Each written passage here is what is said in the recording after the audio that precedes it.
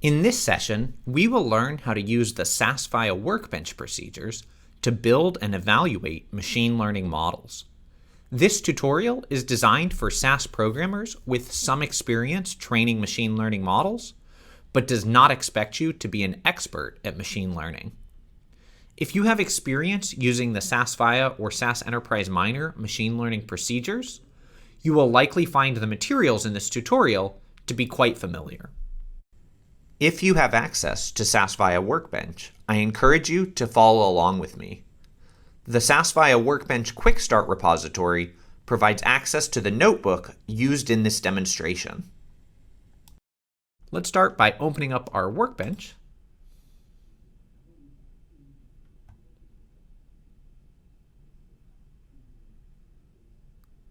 And now that I have VS Code open, I'll start by navigating to my machine learning folder that I created and opening up my SAS notebook, getting started with SAS Procedures for machine learning.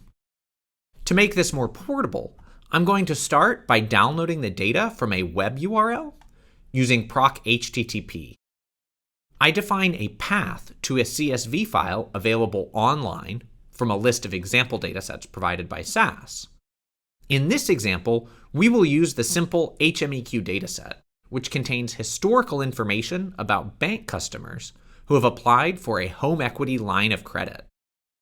I define a local reference pointing to where I want to put the CSV file after I download it. And you'll notice that I store the file in /workspaces/my folder. This my folder path is a storage location that I have defined in my workspace here in SAS Viya Workbench. And I have also manually added a machine learning folder to that storage location. We download and save the CSV file to the machine learning folder by running these cells.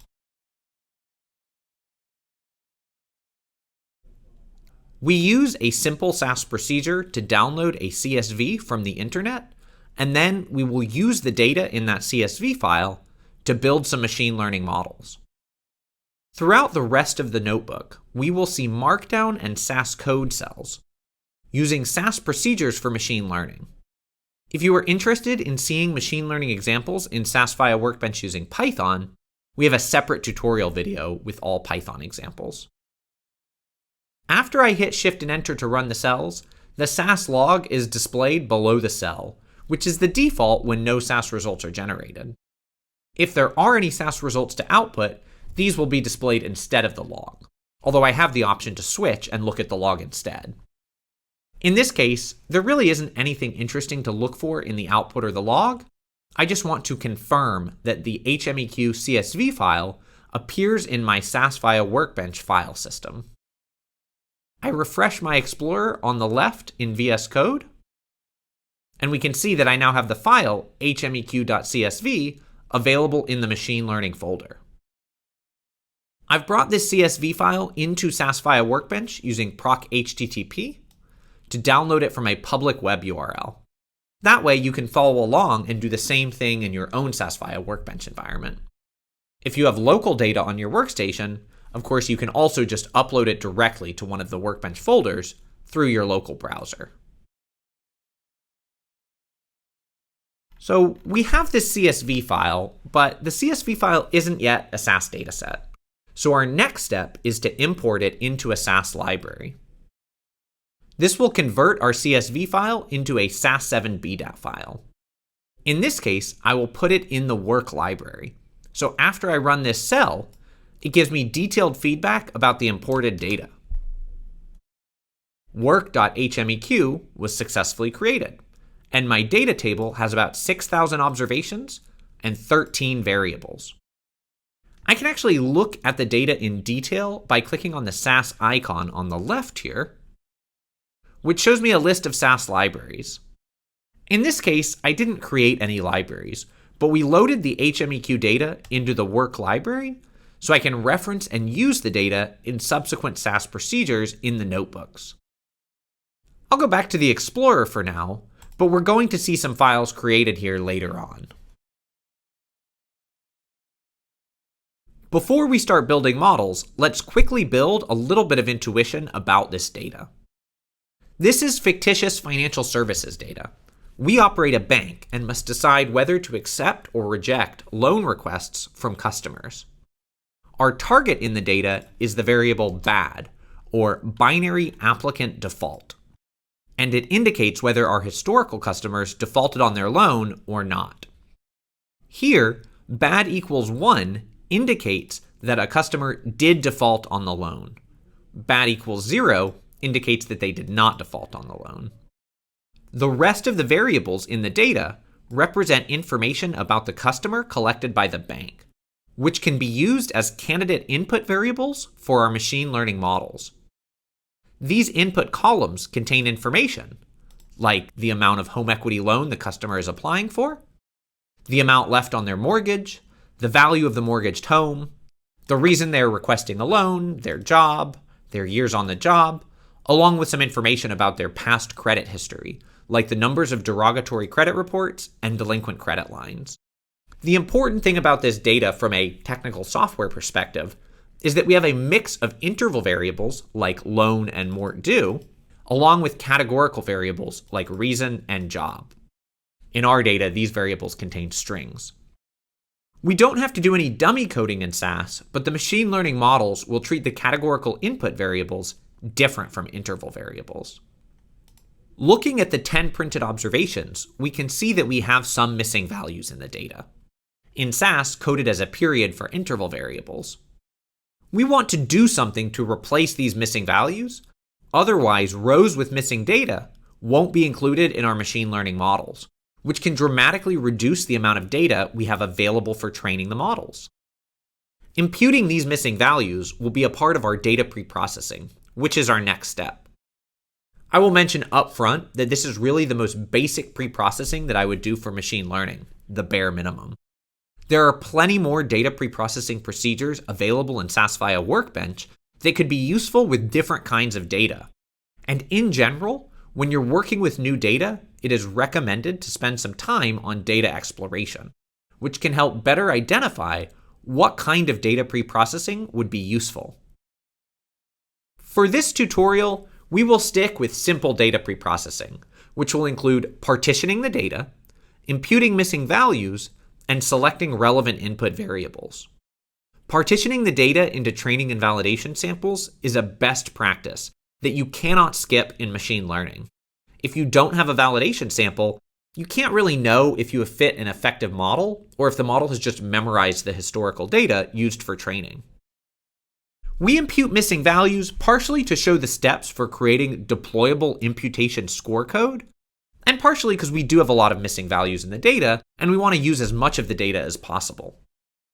Automatic variable selection is more useful when you have a lot of hard-to-understand variables. We only have 12 easy-to-understand input variables in this dataset. But we include it in this tutorial because it can be useful to compare your intuition about what variables might be useful in predicting the target, which is kind of manual variable selection, with the results of data preprocessing routines that automatically select variables. We split the HMEQ dataset into training and validation samples using the partition procedure, sampling 30% of the data as a validation set and the remaining 70% as a training set. We set a random seed so that we have reproducible results, and the part in statement means that we don't actually output two different data sets. We just add a partition column, _part_end_, that indicates whether the row is part of training or validation data.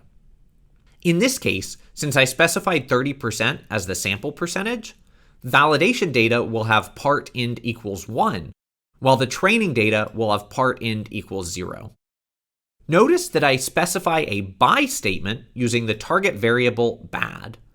This means that I will have the same proportion of bad equals 1, people who defaulted on their loans, in the training and validation data. These samples are supposed to represent the data our machine learning model will encounter in deployment, so we should preserve the target distribution from the original dataset. For our output here, we just overwrite the existing HMEQ dataset, so really we are just adding the _part in_ column to the HMEQ dataset.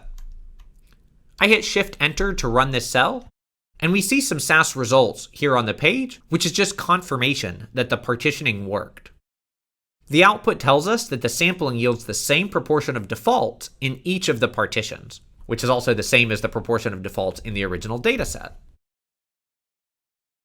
Now that we have built this partition, we can start using the training data to build models and do our data preprocessing, while remembering to apply all of the data preprocessing steps to the validation data. Our first form of data preprocessing is to impute missing values, but we want to use the training data to calculate the median and mode that we're going to use for imputation, and then we're going to use those values when imputing the validation data. The idea is that it's cheating to use information from the validation data to impute values on the training data, since information leaks from the validation sample into the training process. We need to learn our parameters from the training data, but the median and mode that we use for imputation can be thought of as model parameters associated with data preprocessing. This is also more reflective of a deployment scenario, where we will also use the median and mode from the training data to impute missing values in new observations that we want to score. You'll notice that I have commented out the output statement in proc_var impute, although I left the comment in to show you how the output statement works. I skip using the output because instead I create score code, and then I can apply the score code to both the training and validation data. This is the same score code that will be used in deployment. There are different options for thinking about deployment of our machine learning models. In this tutorial, I will generate score code for everything that needs to be deployed. I mention this because SAS also allows you to output an analytic store file, a binary object, that can be used for scoring instead of data step score code. The score code approach is a bit simpler, although maybe less convenient with large and complex models. To generate score code, we use the code statement in our procedures, while to generate the analytic store, often called a store file, we'll use the save state or store statements depending upon the SAS procedure. We apply proc_var impute to the HMEQ data, but we use the where clause to select only the training partition. After setting a random seed, I specify the categorical variables I want to impute using the mode, and then in a separate statement, I specify the interval variables I want to impute using the median. I impute all of the input variables, but skip imputing the target variable. There are no missing values in the target bad, and even if they were, imputing them wouldn't really make sense from a modeling perspective. We can't just make up the target values. After running this cell, I see the imputed values in the SAS output. Remember, these values are the medians and modes of the columns from the training partition. Note that since I skipped the output statement, this procedure doesn't alter the HMEQ dataset. It just creates score code. I refresh the Explorer in SAS Viya Workbench, and I can see that the score code SAS file appears. We can open it and look at it, but it's not the most interpretable code. I think of code like this as generated by the computer for the computer. So we will just use this score code with a %include statement in a data step to apply the imputation to the data set. In this case, I just want to apply it to the whole data set. So I'm going to set work.hmeq, and I'm just going to output work.hmeq after including the imputation score code. This will go to the HMEQ dataset and create all of the imputed variables as new columns in the data, using the imputation parameters learned from the training data. A best practice is to calculate the variable imputation on the training data and then apply it to the training and validation data. Using this method, you have the score code that you can use to apply to any new data that you need to score. So it's more flexible than just doing the imputation in place using the output statement in proc_var impute.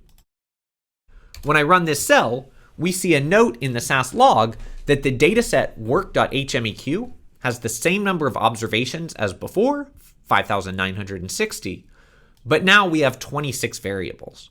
So we have all of the original variables along with the imputed variables. We only want to use the imputed variables, so we will ignore the original variables in our next step when we select useful inputs. We can use proc_var reduce to perform supervised or unsupervised variable selection. And in this example, we will use supervised variable selection to select a subset of 10 input variables that explain the maximum variation in the target bad. We save the selected effects table into a SAS dataset in the work library using an ODS output statement, and we will reference that table later to create a list of selected input variables. Without the ODS output statement, the procedure will just print a list of selected variables to the SAS results. We specify which inputs are categorical, and then we use the reduce supervised statement to perform the supervised variable selection. In this example, we just subset the variables to select the best 10. But this isn't necessarily the best strategy. Oftentimes, it's better to look at the variance explained and choose a subset of variables that explains a certain percentage of the target variance. This approach is data specific, so the number of variables selected will depend on the relationships in the data. For this example, I want to mechanically illustrate how to create a list of selected variables from the var reduce procedure, so I make sure to select 10 out of the 12 input variables. The procedure prints out the selected effects and the selection summary, and I save the selected effects table into a SAS dataset. I hit Shift-Enter to run the cell. Notice that I don't reference any of the original variables. Instead, I use the imputed variables created earlier. The output shows us the 12 variables and the variance in the target explained by each variable, along with the 10 selected effects. Now, I could remember those variable names and manually specify them when building machine learning models, but instead, I have the selected effects table saved as a SAS dataset. If I go to the work library, I find the dataset var selected, which is exactly the output table we were just looking at after running proc_var reduce.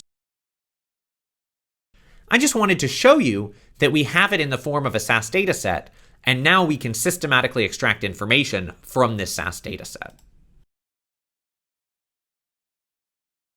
We use procSQL to grab information from this var selected table and then store that information in a SAS macro variable. I want to create macro variables that specify the input variables and which variables are categorical or interval. I run procSQL with the no print option because I don't really care about the output. I just want to store information in macro variables. I select variable into inputs, and this colon syntax is basically saying I'm going to put the results in a macro variable named inputs, separated by spaces. The macro variable will then be a list of strings with all of the different input variables, since I select everything from work.var selected. I do the same thing to create macro variables for the interval and categorical or nominal inputs, but I use a where clause to select only variables with a type of interval or class, respectively. We could easily hard code these macro variables with a small data set, but I wanted to show how to do this systematically in code because it can be frustrating to hard code variable names with large data sets. We will use these macro variables to specify the inputs for our machine learning models later in this tutorial. Running this cell creates 3 macro variables, one for all of the inputs, and one each for the interval and class inputs. Here's the class inputs, and here's the interval inputs. I put these macros in the log, and since the SAS procedure did not generate results, SAS Viya Workbench shows me the log by default. We will see in the next cell that you can switch the view between the SAS results, if they exist, and the log. Let's start building some different machine learning models, always making sure to compare to a simple logistic regression model.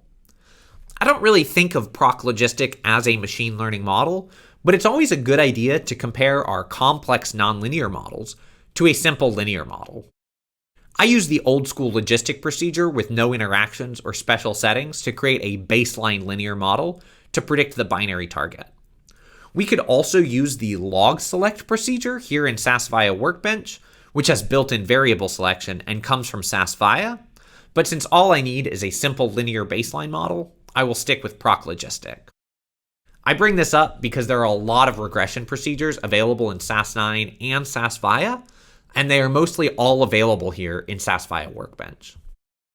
I will use the training partition to build the logistic regression model. So I specify work.hmeq where part_int equals 0. I specify the categorical or class inputs using the nominals macro variable defined earlier, and I use the model statement to specify that I want to predict the target bad as a function of the columns in the inputs macro variable. Finally, I use the code statement to output a SAS program containing score code that we can use to deploy the model and score new data. We will see a similar structure with slightly different syntax for some of our other machine learning procedures. Of course, there are lots of settings for the logistic regression model that we ignored, including how we estimate the model parameters, what kind of output plots and tables we generate, and other options like regularization.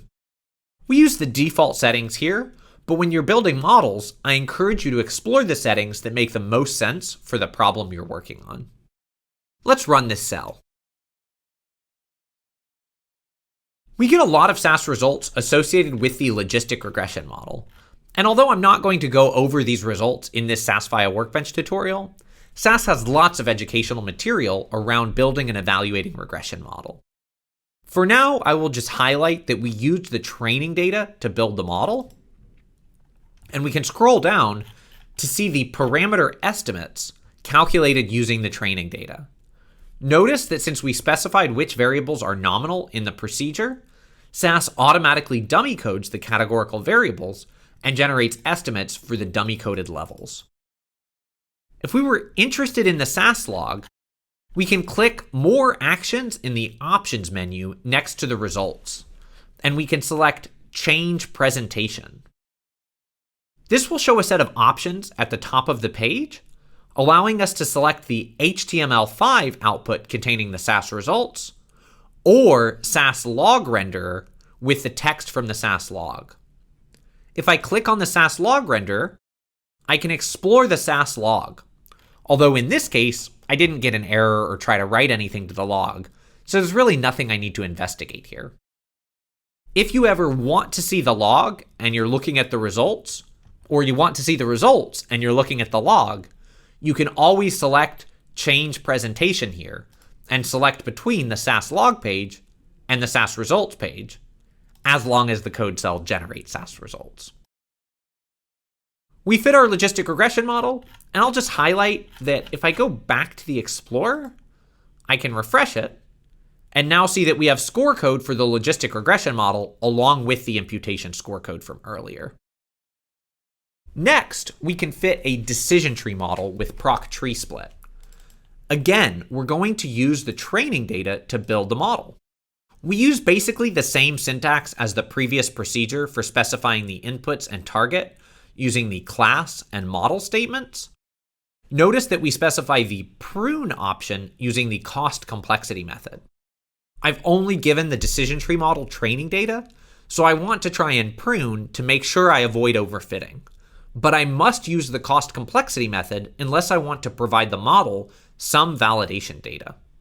These modeling procedures like Logistic and proc tree split have partition statements that allow you to partition your data within the SAS modeling procedure. This can be a convenient feature when quickly building models, but it's a best practice to partition the data before doing any modeling or data preprocessing. This way, if you're doing things like imputation, you can calculate those imputation parameters on the training data. Additionally, if you end up building multiple models, you can easily compare them all on the same validation sample, instead of partitioning the data separately for each modeling procedure. This is a more systematic approach to building machine learning pipelines in code. Of course, if you just want to build a model on the fly to learn about the data, you can use the partition statement in the modeling procedure. Let's run the cell to fit a decision tree model. Remember that we are using pruning to avoid overfitting on the training data. We see some interesting visualizations in the decision tree results. We see a plot of the cost complexity pruning to show how many leaves were included in the optimal tree, the one with the best complexity. In this case, it selects the tree with 35 leaves, and remember, it used all of the training data cases to fit this tree. We accept a lot of default settings related to how the decision tree is built, such as the maximum number of branches per node, the maximum tree depth, and the split criterion. These are all options that we can specify in the tree split procedure, but we just accepted default values. We even get a visualization of the decision tree itself in the form of a tree diagram. This shows how the decision tree makes predictions based on the values of the input variables. If we use the interactive graphical software tools like SAS Visual Analytics and Model Studio in SAS Viya, we get a detailed interactive tree diagram. But we can still zoom into this static diagram, and it even shows us a zoomed in section of a subtree in these SAS results. We also see a table of variable importance values based on the decision tree. We already selected relevant variables using the var-reduce procedure, but it's a good reminder that decision trees have built-in variable importance. So we could have skipped variable selection for the tree-based models in this example. For consistency, we use the same variables in all the models here, but this is not required when building and comparing machine learning models. Also note that just like with the logistic regression model, we use the code statement to output score code that we can use to deploy the model.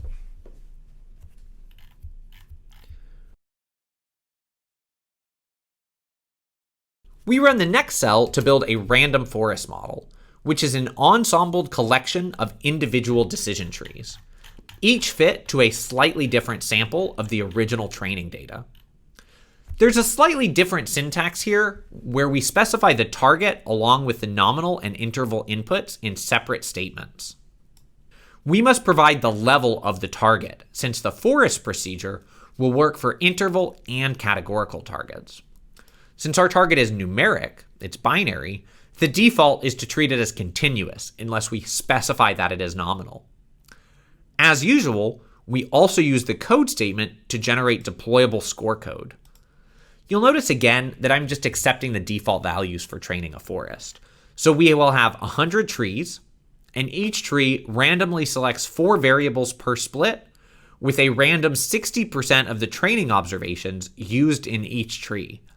This way, we fit a forest of somewhat diverse trees. We don't see any plots in the random forest results because there's no real visualization that will help us interpret these results. We do see a table with some fit statistics as a function of the number of trees. So if we wanted, we could save this result in an ODS output table and plot the model performance as a function of the number of trees.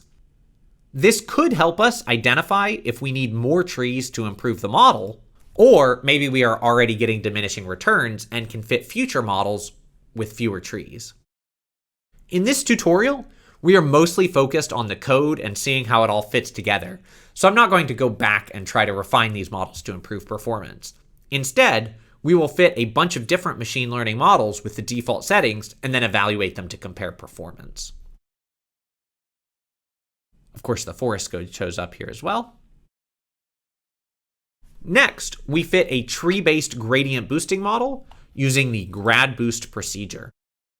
This time, the syntax is the same as for the random forest. There are some different hyperparameters for these modeling approaches, so the procedures don't have identical syntax, but they are the same in terms of specifying inputs and outputs for the procedure. We run this cell to fit the gradient boosting model, and since the gradient boosting model is also a collection, really a sequence of trees, we see similar looking results to what we found from the forest procedure. This time, the trees are not independent. Instead, the gradient boosting model is a sequence of trees where each tree tries to improve on the failure of the previous tree. We accepted the default settings, so once again we have 100 trees in our model, although this time the trees are built in sequence. Rather than look at the results here for the model on training data, we will evaluate model performance for all of our models and compare them on validation data. In this next cell, we use the SV machine procedure to build a support vector machine model. This is a geometric linear classifier that we turn into a nonlinear model by projecting it into a higher dimensional space using a nonlinear kernel. In this example, we use a nonlinear polynomial degree 2 kernel, specified using the kernel statement. We specify the target, inputs, and nominals in the same way as our other machine learning procedures. We could skip the kernel statement and fit a linear support vector machine model, but we've already fit a logistic regression model, so let's stick with the nonlinear kernel. Of course, the tree-based models that we fit are all nonlinear as well. There are only a couple of other hyperparameters like the tolerance and the penalty value for these support vector machine models. You can tune them to try and improve performance, although we'll skip it in this tutorial. We run this cell, and just like our other models, it saves generated SAS data step score code. We don't see any graphical results for the SVM model, but it does note that we used a polynomial kernel of degree 2, and it tells us how many iterations it took before the model converged. In this case, these iterations are from the optimization solver used to fit the SVM, and by default, the maximum number of iterations was set to 25. In this case, it looks like the model converged before the 25th iteration, so we do have a valid model. One thing to note is most of our other models by default are generating predicted probabilities, whereas the support vector machine by default is generating discrete class values, 0 or 1 for our binary target. Behind the scenes, the software will calculate predicted probabilities based on these class values. So in SAS, our SVM model will still output probabilities. This is something that is good to keep in mind because the SVM model is a bit different from other machine learning models, but SAS hides this by generating probabilities based on the model. At the bottom of the SAS results, we see model accuracy and error. This is calculated based on the classifications generated by the SVM model, as opposed to the predicted probabilities, which require a cutoff value to be selected before accuracy and misclassification values can be calculated. In this case, these statistics are just based on the training data, but we will end up calculating the same thing on validation data across a range of cutoffs using the predicted probabilities from the models. Now that I have trained the models, I have a bunch of score code. I can refresh here and see these different score code files. I don't want to open them here. Instead, I can score the validation data using the different models. In this case, I'm just going to score both the training and the validation data together, and we'll have a column underscore part ind underscore that tells us whether it's training or validation. That way we can generate assessments separately. I'll just talk about one of these blocks of code because they're pretty much all the same. I set the data that I want to score, and the output data in the data statement is the scored training and validation data. The only thing I run is the %include statement to include the score code for each model. My goal is to keep this tutorial simple, so I will mention that I'm not using the data step in the most efficient way here. I'm running through the HMEQ dataset 5 separate times here to score 5 different models. This is a bit redundant because I could score all 5 models in a single data step, but each %include code file generates the same name for the output variable containing the predicted probabilities. In this case, p underscore bad1. So I'd have to rename each output variable separately.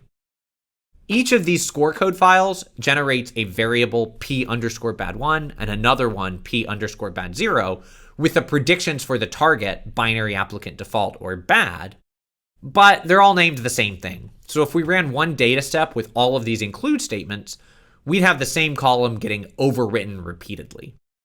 We would have to constantly rename it as we create it. So that's another way to structure this scoring process, and it would be more efficient computationally, although the code would be a bit less readable. Let's run this cell.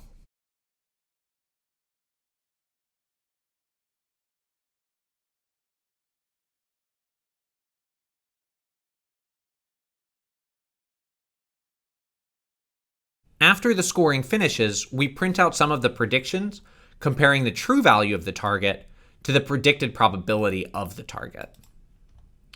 Our next step is to assess our models by comparing the predicted values to the true values of the target for each of our models. We run the assess procedure to compare our prediction variable p_bad1 to the true value of our target, bad, which we identify as a nominal variable. This will generate assessment tables for the binary target, and we use the by statement to generate separate assessments for the training and validation partitions. We want to do this for all 5 of our models, so we use the assess procedure on the scored data for each of the models. In the assess procedure, I specify that I want a lift out table and an ROC out table. These are saved as SAS tables, in this case in the work library. If we go back and look at the work library, we can see a lot of saved tables, including the scored data, the lift information, and the ROC information. If we go back and look at the work library, we can see a lot of saved tables, including the scored data,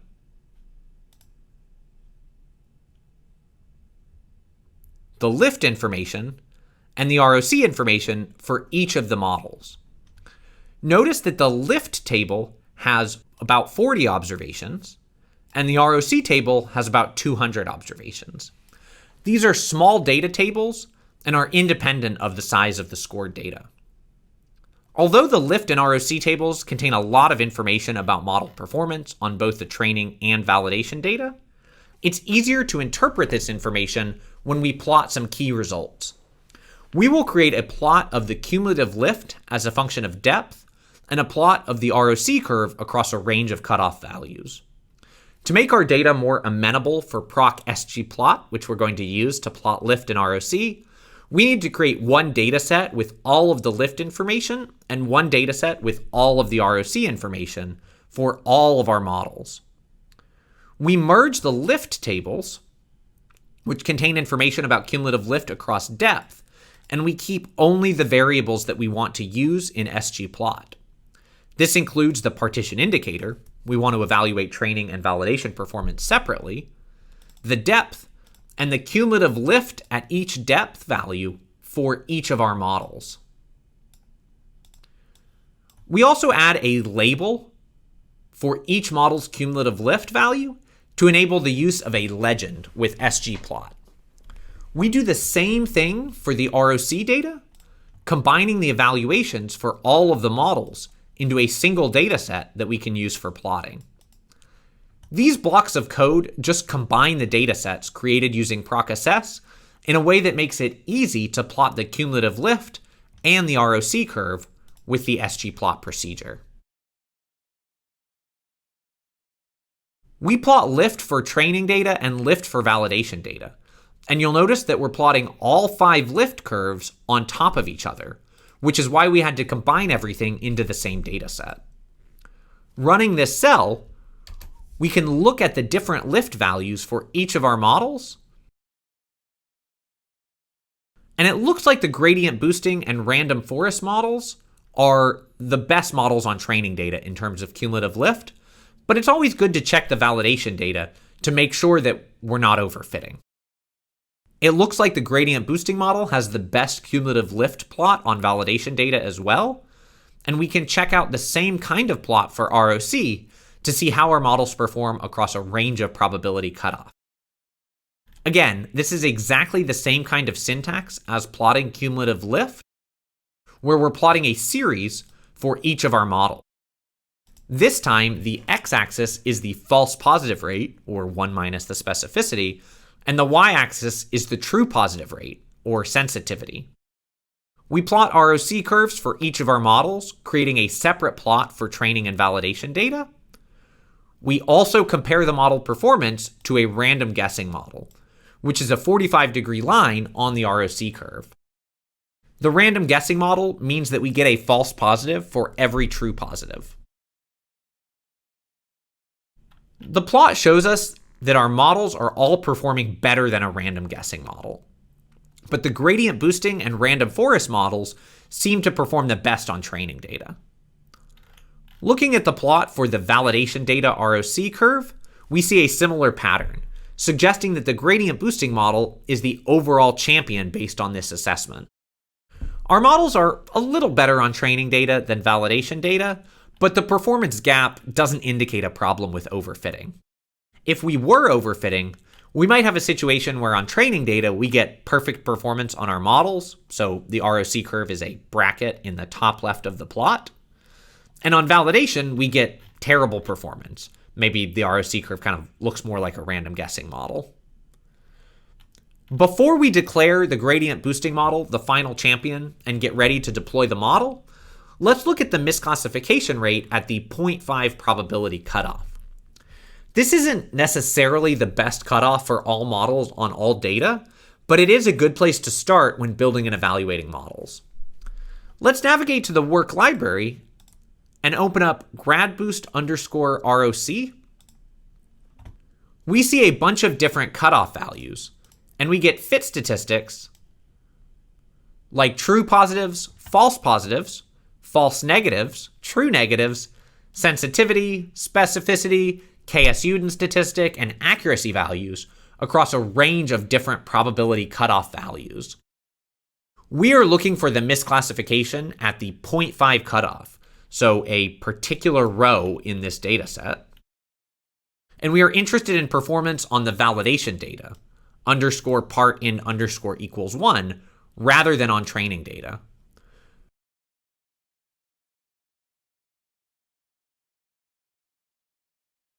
From this table, we can see that the gradient boosting model has about a 10% misclassification rate on validation data with the 0.5 cutoff. Of course, we can adjust this cutoff to better achieve our modeling goals. So we see that lowering this cutoff value actually slightly reduces misclassification. Maybe a better cutoff for this model would be 0.3, as long as our goal is to minimize misclassification, which implicitly assumes that we want to equally minimize false positives and false negatives. In general, it's a good practice to choose a cutoff value that minimizes misclassification. But it's an even better practice to choose a cutoff value that maximizes the business value of your model. So you may care more about minimizing false positives than false negatives, or the other way around. The last step in our tutorial is to start thinking about model deployment. To deploy these models, we just need to apply the score code for the data preprocessing and the champion model. We could just concatenate the score code for imputation with the score code for the gradient boosting model and apply the combined score code to our scoring data set. There are some other tools for deploying models and some other ways to generate model deployment artifacts like analytic store files in SAS Viya Workbench. We stick with a simple score code method for model deployment in this tutorial, but this is not the only way to deploy models in SAS Viya Workbench. And there are even more deployment features and functions available in SAS Model Manager in SAS Viya. This tutorial was focused on introducing machine learning in SAS Viya Workbench. We focused on some of the procedures that were brought from SAS Viya into SAS Viya Workbench, but all of the machine learning procedures that run in SAS 9.4 also run in SAS Viya Workbench. So you have a lot of options when building machine learning models in SAS Viya Workbench.